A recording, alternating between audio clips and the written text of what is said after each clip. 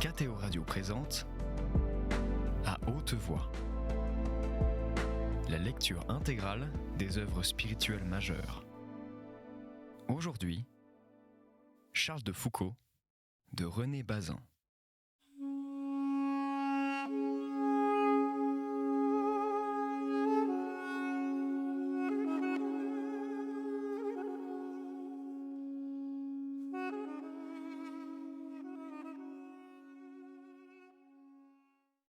Le 4e hussard, devenu le 4e chasseur d'Afrique, tenait garnison à Beaune et à Sétif. Prononcez ce mot de Sétif devant un de ceux qui connaissent la légende, sinon l'histoire du père de Foucault, vous entendrez presque sûrement raconter une ou deux anecdotes dont le personnage principal aurait été le fameux lieutenant. Elles sont amusantes, authentiques le sont-elles ? J'en doute. Plusieurs de ceux qui, devant moi, ont répété ces légendes régimentaires changeaient le nom du héros. Ce n'était plus Charles de Foucault, c'était un de ses camarades, les dates variaient aussi. Je préfère m'en tenir aux faits bien établis. Les voici. À peine débarqué, le lieutenant de Foucault part pour les manœuvres. Quelques semaines se passent, il revient à Sétif et s'y installe. Bientôt, des représentations lui sont faites, amicales d'abord, puis plus fermes. On lui reproche d'être un sujet de scandale, de vivre maritalement avec une jeune femme venue de France dans le même temps que lui et qui affiche cette liaison. Il prend très mal les avis, puis l'ordre de son colonel. Les propos échangés, le refus absolu, opposé par le lieutenant à son chef, blessent la discipline. Le dénouement est prévu, il faut rompre avec cette maîtresse ou quitter le régiment. Que va faire Foucault ? Il ne cède pas. Je ne crois pas qu'on puisse dire ici que la passion l'emporte. Non, c'est la volonté, terrible et sans maître encore, qui refuse de plier. Il quitte ses camarades, brise à demi sa carrière, se fait mettre par le ministre en non-activité temporaire et se retire à Évian. Il était là, loin des siens, inutile, lorsque la nouvelle lui vint, au printemps de 1881, de l'insurrection de Bou Amama dans le sud oranais. Le 4e chasseur allait faire campagne, ses camarades allaient se battre. Le sang de France parle plus haut que tout le reste. Aussitôt, le lieutenant écrit au ministère de la guerre. La lettre portait qu'il ne pouvait supporter la pensée que ses camarades seraient à l'honneur et au danger, tandis que lui-même, il n'y serait pas, et que, pour rejoindre son régiment, il acceptait toutes les conditions qu'on lui imposerait. La demande fut accordée. Foucault repartit pour l'Algérie. Un événement inattendu l'avait réveillé. L'idée de sacrifice était rentrée dans cette âme.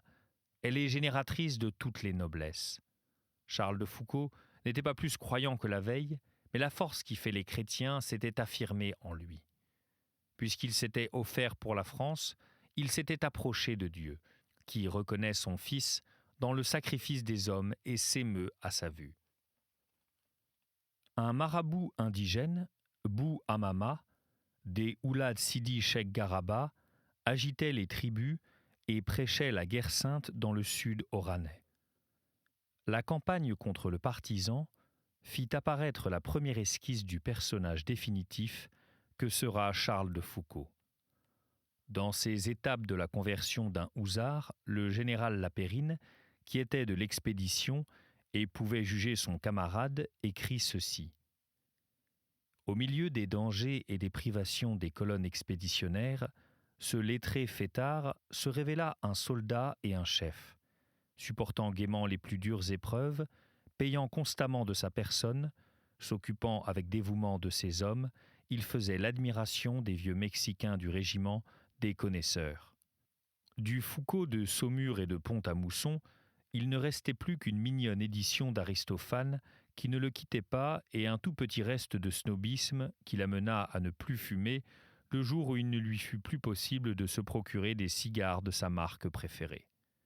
Un des anciens soldats qui ont poursuivi Bou Amama me racontait qu'un jour, après une grande étape, le lieutenant de Foucault, voyant que les hommes épuisés de chaleur allaient se précipiter vers le puits, se porta rapidement en arrière, acheta à la cantinière une bouteille de rhum et revint en disant « Ce que je suis content de l'avoir, ma bouteille, pour vous la donner. » Et les soldats mêlèrent un peu de rhum à l'eau saumâtre du puits. « Il savait se faire aimer, celui-là, » ajoutait le narrateur. « Mais c'est qu'il aimait aussi le troupier. Bien des années après les combats contre Bouamama, j'ai retrouvé mon ancien chef, monsieur, et il m'a dit en propres termes, « L'armée d'Afrique, elle est encore meilleure que celle du continent. La moitié des hommes de mon peloton auraient pu faire d'excellents moines. » Peut-être exagérait-il, mais cela prouve l'amitié qu'il avait gardée pour nous. Les Arabes avaient produit sur lui une profonde impression. L'insurrection terminée, il demanda un congé pour faire un voyage dans le sud et les étudier.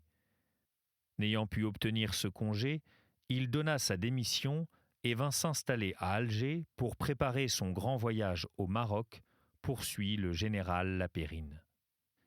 Il avait 24 ans. Si la part d'inconnu était bien grande encore dans l'avenir de ce très jeune ancien officier, une chose était dès lors certaine, il était né pour habiter l'Orient.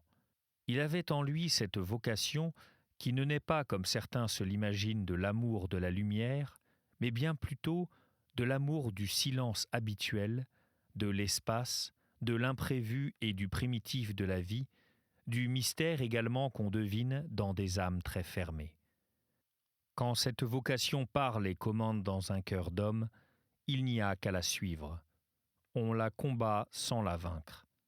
Demandez-le aux vieux Sahariens qui ont essayé de prendre du service en France et qui trouvent que la meilleure garnison ne vaut pas le désert, et qu'un colonel, défilant à la tête de son régiment, n'éprouve point le sentiment de libre puissance, ni le petit frisson d'isolement et d'aventure possible qui tiennent en éveil et en joie inquiète le petit lieutenant, chef de corps lui aussi, dont les 25 méharistes à la file marchent sous les étoiles, faisant crouler le sable des dunes sous les pieds des chameaux et suivent une piste vagabonde, incertaine souvent, à la recherche d'un puits ou d'une bande pillarde.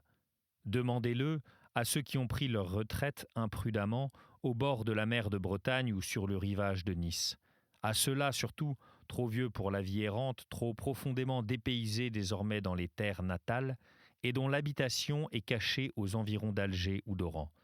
Dans une villa sous les pins, où ils entendent encore le bruit du vent qui vient du sud et reçoivent la visite des jeunes, leurs successeurs, les heureux qui frappent à la porte et disent « Bonjour mon commandant, j'arrive du bled ».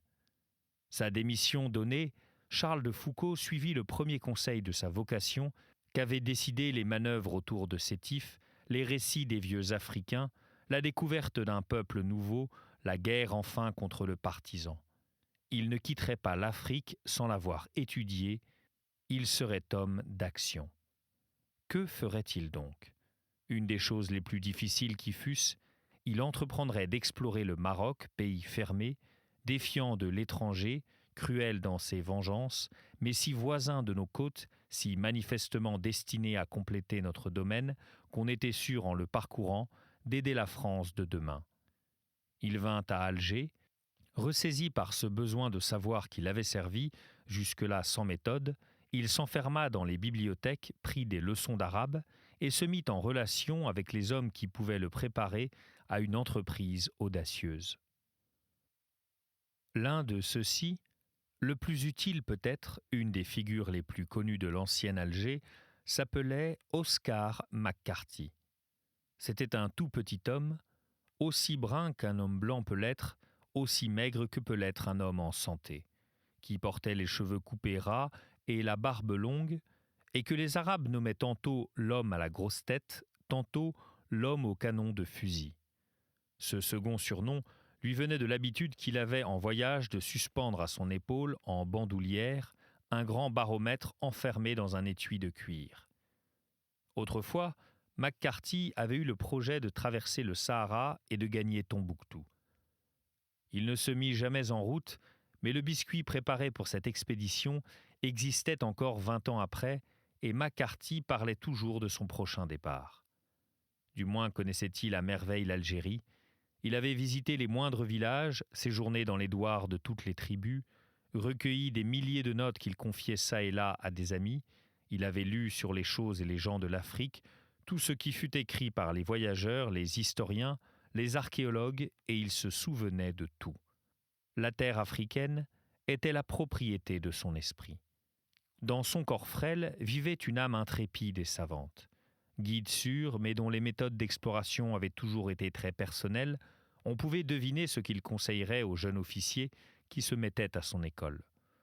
Car pour être à l'abri partout, devenu comme insensible au froid et au chaud, il avait voyagé sans escorte, sans bagages, ses poches bourrées seulement de carnets et de cartes manuscrites, insouciant de toutes les commodités de la vie matérielle, protégé par son dénuement même, selon le proverbe oriental qui dit « 1000 cavaliers ne sauraient dépouiller un homme nu ». Oscar McCarthy était conservateur de la bibliothèque installée dans le palais de Mustapha Pacha, rue de l'État-major. Tous deux, accoudés à la balustrade de la cour mauresque, le vieux savant et le jeune officier passaient de longues heures penchés sur les cartes anciennes et les poudreux in-folio, feuilletant les ouvrages des anciens géographes que Foucault devait laisser loin derrière lui. Une des plus importantes questions à résoudre pour le succès d'un voyage au Maroc était le choix du déguisement. Impossible de pénétrer sans cacher sa qualité de chrétien dans ce pays hostile. Seuls les représentants des puissances européennes le pouvaient faire, mais en suivant le chemin des ambassades qui allaient de la côte à Fès ou à Marrakech, sans pouvoir s'écarter de l'itinéraire traditionnel, constamment épiés, réduits à ne connaître du Maroc que ce que voulaient bien leur en montrer les fonctionnaires et familiers du sultan, toujours hantés par la peur de la conquête. 2 costumes seulement pouvaient permettre de passer au milieu des tribus, d'être accueillis dans les villages où nul Européen n'avait mis le pied, de converser avec les Marocains. Le costume arabe et le costume du juif, commerçant toléré et surveillé.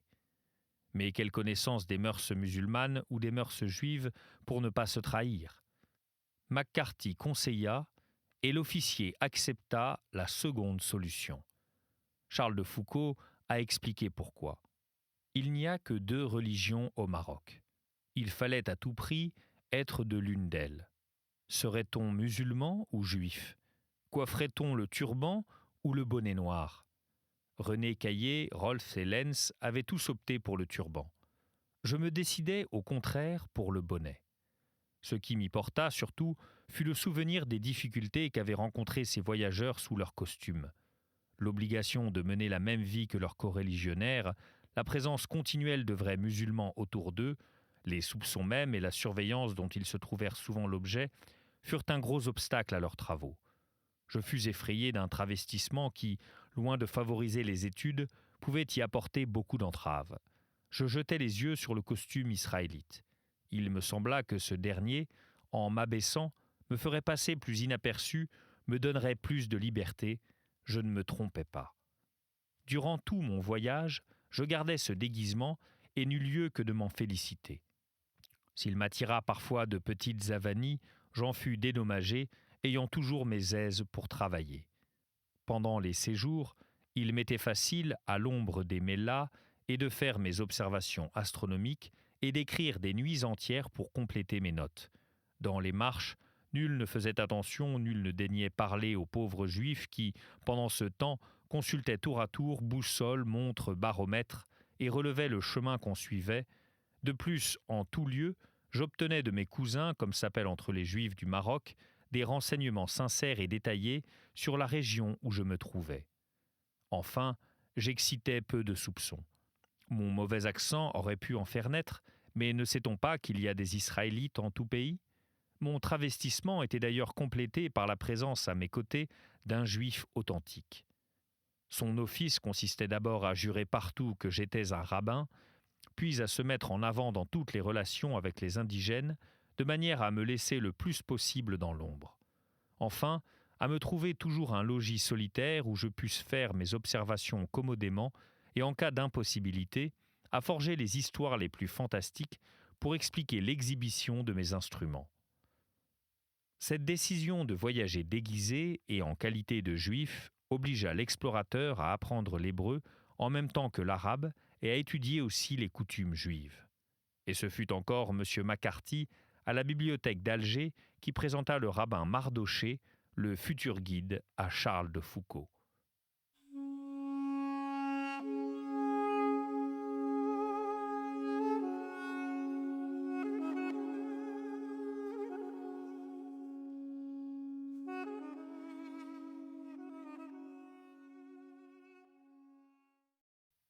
Chapitre 2. Les préliminaires du voyage. Le récit de son exploration au Maroc, publié par le vicomte de Foucauld, commence à Tanger à la date du 20 juin 1883.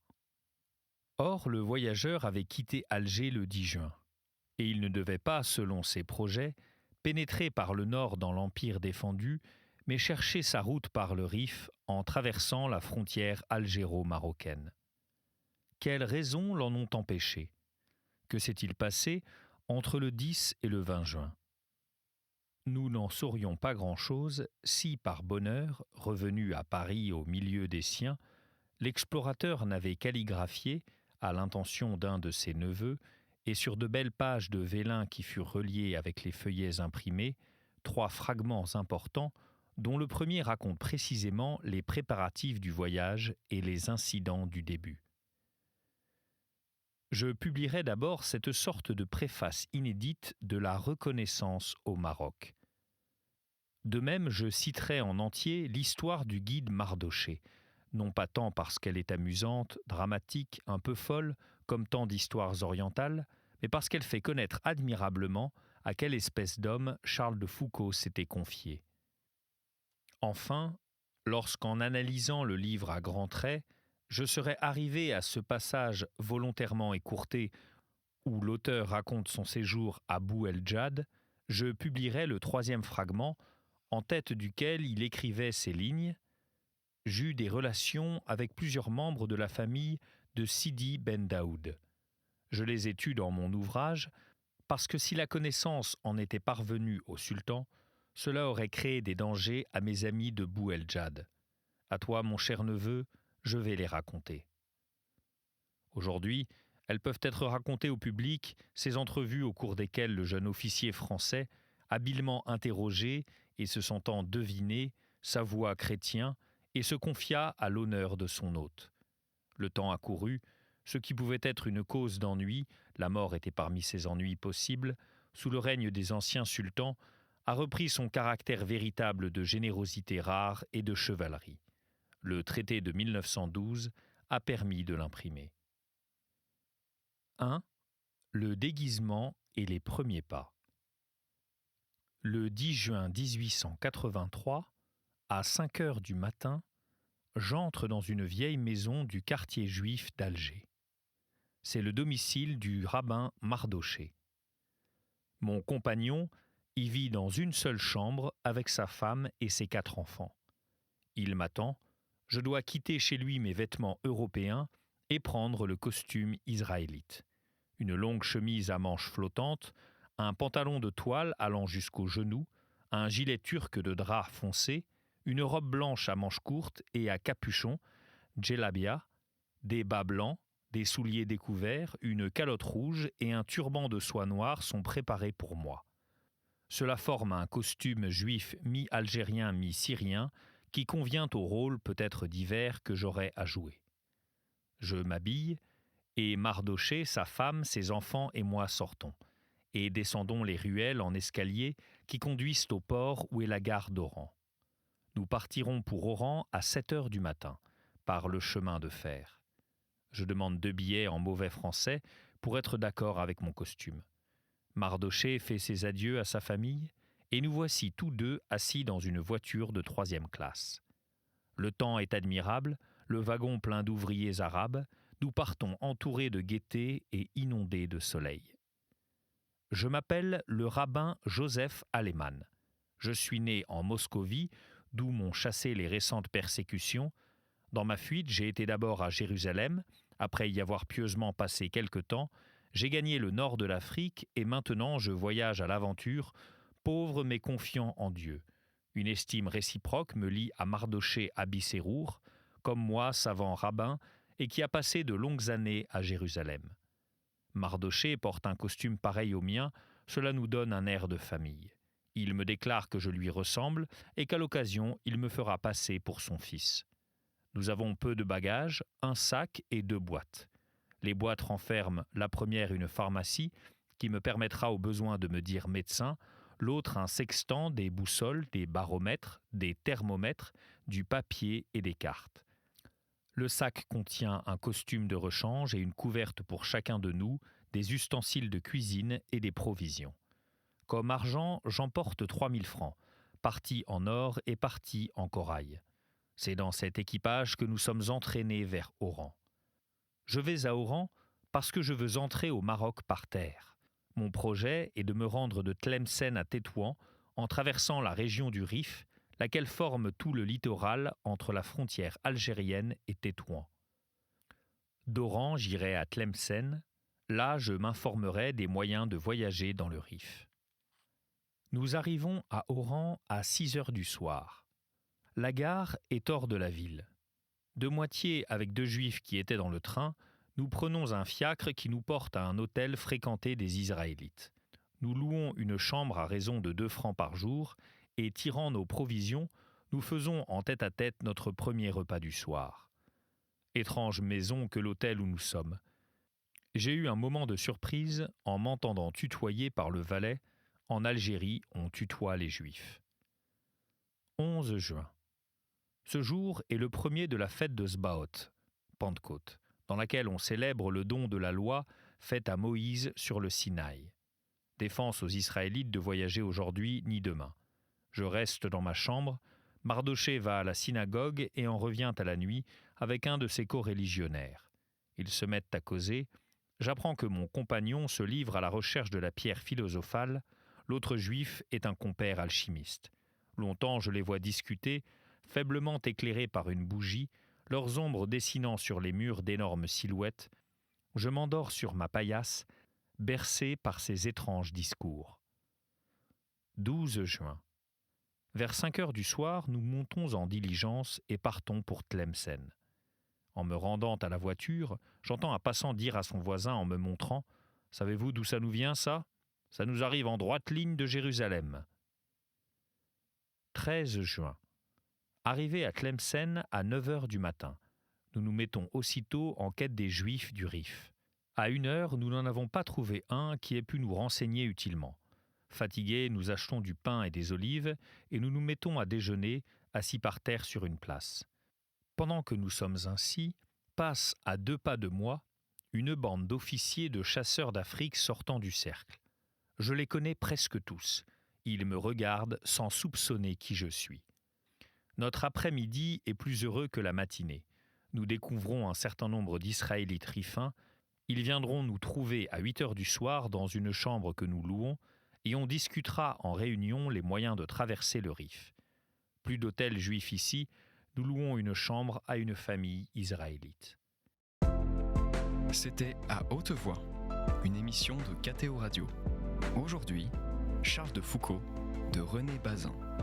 Lecture, Fitzgerald Berton. Captation et réalisation, Aymeric Plouinec et Thibaut Dagalier. Une émission disponible en podcast sur ktoradio.com et sur l'application KTO Radio.